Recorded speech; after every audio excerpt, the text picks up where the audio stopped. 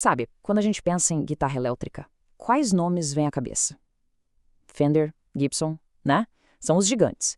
Mas e se eu disser que o projeto, a planta baixa da guitarra moderna que a gente conhece hoje, veio de um cara que quase ninguém associa a isso? Vamos desvendar a história de Paul Bigsby. Um nome que todo mundo conhece por uma coisinha, mas cujo maior legado, a grande sacada dele, ficou meio que esquecida. A resposta parece óbvia, né? A gente acha que sabe, mas a história de verdade, ela leva a gente para um lugar bem diferente. A oficina de um engenheiro de motocicletas. É sério, um cara que estava mais preocupado em resolver problemas práticos do que em, sei lá, criar uma obra de arte. E foi exatamente essa mentalidade de engenheiro que mudou o jogo para sempre. Olha, se alguém aqui curte guitarra, com certeza já viu esse nome por aí. Bigsby. Tá lá, sabe, estampado em metal cromado em tantas guitarras que marcaram época. É um nome bem familiar. E normalmente, quando a gente vê esse nome, a gente pensa logo nisso aqui, no lendário sistema de vibrato. Aquela alavanca que dá aquele som meio ondulado, sabe, a alma do rockabilly e do country das antigas. Por anos e anos, essa foi a carteira de identidade do Paul Bigsby no mundo da música. Só que a grande virada da história tá aqui. Porque muito antes de ele ficar famoso por essa alavanca, o Bigsby, ele projetou uma guitarra inteira. Uma guitarra que, meio na surdina, acabou se tornando o protótipo, a base para quase toda guitarra de corpo sólido que veio depois. É impressionante. Para a gente entender como isso aconteceu, precisamos voltar um pouquinho no tempo. Pensa aí, Los Angeles, 1948. A cena da música country, do western swing, tá bombando. E os guitarristas da época, nossa, eles estavam levando os instrumentos deles ao limite, noite após noite, nos palcos. E bem no meio desse furacão estava uma lenda, um cara chamado Merle Travis. E ele estava literalmente brigando com o equipamento dele. Pensa na situação. As guitarras da época eram de corpo oco. Então, no volume do palco, elas apitavam sem parar, aquele feedback incontrolável. Os braços eram grossos, desconfortáveis, pareciam uns pedaços de madeira.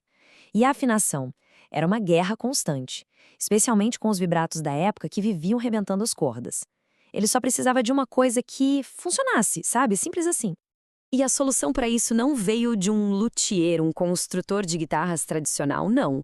Veio de um amigo dele, Paul Bigsby.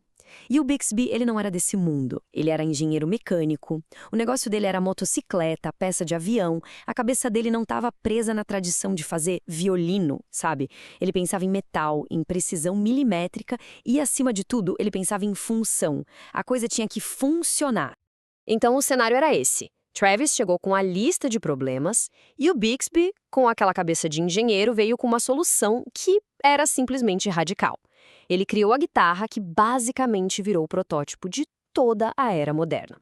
E olha só as soluções que ele bolou uma por uma. Primeiro, um corpo sólido de madeira. Acabou o feedback. Simples.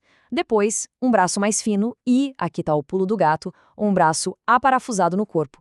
Isso era algo que ninguém fazia. Facilitava construir, facilitava consertar e, a parte mais genial de todas talvez, um headstock com as 6 tarraxas todas em linha, de um lado só. Por quê? Porque assim as cordas iam retinhas até as tarraxas, o que melhorava a afinação de um jeito absurdo. Cada detalhe era uma solução de engenharia pura.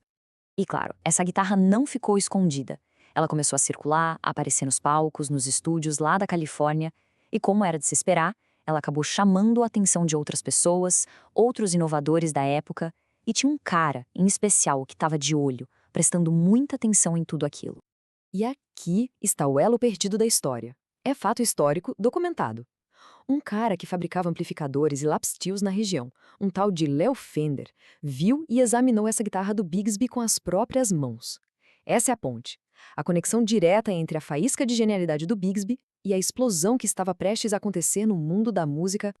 Pensa comigo. Corpo sólido, braço parafusado, headstock com 6 tarraxas em linha. Soa familiar? Pois é. Essas são exatamente as características que definiram as primeiras guitarras Fender, que foram lançadas logo em seguida. O projeto, a ideia central, já estava ali. O Bigsby chegou antes. E aí vem a grande pergunta, né? A pergunta de $1 milhão. Se as ideias principais já estavam todas lá, na guitarra do Bigsby, por que o nome Fender virou sinônimo de guitarra elétrica e o Bigsby ficou famoso por uma pecinha de metal? A resposta para isso não está no design da guitarra. Está na cabeça de cada um deles. na mentalidade. É a diferença crucial entre um artesão, que resolve um problema específico, e um industrial, que enxerga um mercado inteiro para construir. Olha só esse contraste, é aqui que tudo se decide. O Bixby era um artesão, ele criava soluções personalizadas, uma a uma, para músicos que ele conhecia. Ele não estava pensando em produção em massa, não se preocupou em patentear as ideias geniais que ele teve para a guitarra. Já o Fender pensava em escala, em indústria. Ele projetou tudo para ser fácil de fabricar em série, construiu uma rede de vendas e, o mais importante de tudo, ele patenteou e documentou cada parafuso, cada ideia. No fim das contas, a diferença é essa. O Bixby criou uma ferramenta sob medida, uma obra-prima. O Fender criou uma indústria. E a história? Bom, a gente sabe que a história geralmente lembra mais de quem constrói o império, e não necessariamente de quem teve a primeira ideia. Então qual é o verdadeiro lugar do Bixby nessa história toda? É importante dizer, reconhecer o mérito dele não diminui em nada a genialidade do Fender. De jeito nenhum. Apenas completa a história, sabe? Dá o devido crédito para o engenheiro que, lá no começo, desenhou o mapa do tesouro. O legado dele é muito maior do que só aquela alavanca de vibrato. Foi ele quem provou que a guitarra de corpo sólido funcionava. Foi ele o pioneiro do braço parafusado, que hoje é um padrão na indústria. E o mais importante, ele trouxe uma lógica de engenheiro para um mundo que era dominado pela tradição. Ele mudou o jeito de pensar em como se faz uma guitarra. Então a gente precisa guardar isso. Paul Bixby não era só o cara do tremolô. Não mesmo. Ele foi um dos arquitetos, uma peça fundamental na criação da guitarra elétrica moderna. Ele pode não ter sido o cara que construiu o império, mas com certeza foi ele quem desenhou algumas das plantas mais importantes desse prédio.